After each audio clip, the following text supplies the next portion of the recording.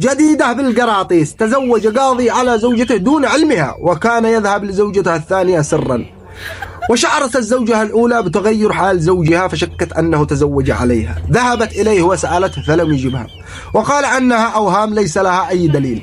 ثم فكر في حيلة ذكية كي يقنع زوجته الأولى بعدم زواجه، لأنها بدأت تنكد عليه حياته وبشرط دون أن يكذب. ذهب لزوجته الثانية وقال لها تعالي عند زوجتي الأولى وأطلبي مقابلتي لتسألي عن مشكلتك مع زوجك الذي تشكين أنه تزوج عليك.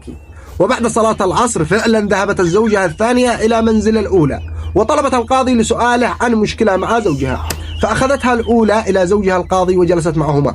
فقالت الزوجة الثانية أنا أشك يا سيد القاضي أن زوجي تزوج علي، لكن ليس عندي أي دليل.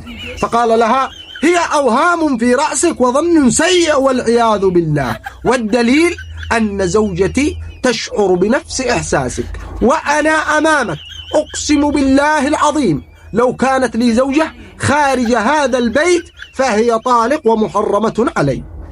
فبكت الزوجة الأولى وقامت وقبلت رأسه وقالت أقسم لك أني لن أشك فيك بعد اليوم. من كتاب المكر اللئيم في الضحك على الحريم.